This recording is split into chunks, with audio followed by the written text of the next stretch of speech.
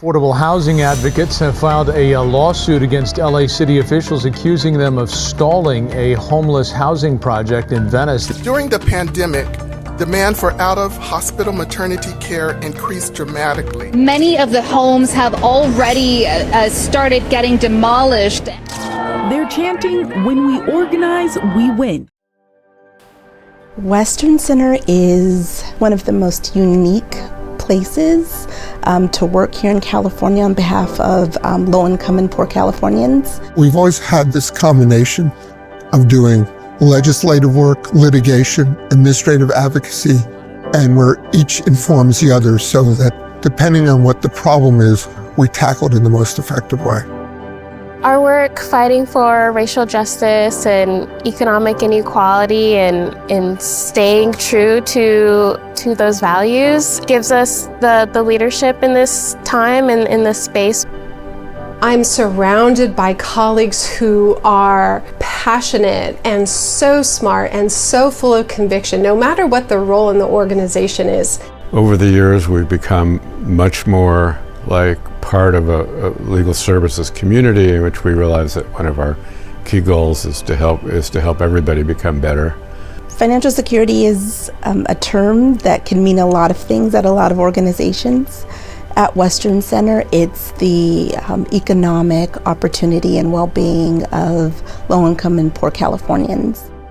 I really like doing housing work because it is one thing that we all need as residents of this state and as human beings. And the way that people experience housing issues is radically different depending on your resources and where you grew up and what kind of life you want to live. We know that communities of color are under-resourced in every way imaginable. We know that systemic forces, legislative vehicles, laws, etc., have disproportionately impacted people, have disproportionately or artificially limited people's access to things. And so in order for us to actually have a fair, equitable society that works for everybody, we have to repair the harms that were caused. Seeing my community being destroyed, I'm seeing our traditions, our culture being erased, and our land being taken bit by bit. In my career, I've seen that issues with navigating our health system pervade all socio and economic levels. And I think that the system is so punishing that if you are fighting for your family or your own chronic conditions, it often takes an advocate to help you navigate that. At this moment in history, as our country barrels towards a reckoning not only with its past, but the present ways in which nativism and white supremacy are further entrenching themselves in our day-to-day lives, it's vital that California pave the way for how truth, reconciliation, and repair can look.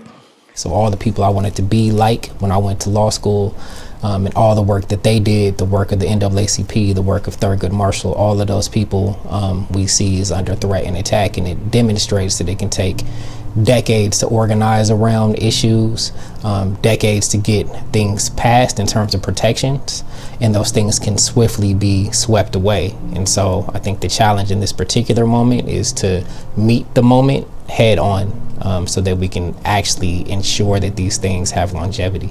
Not to be too general, but to me, a dream world is where people are able to be their truest self and live the life that they want to live.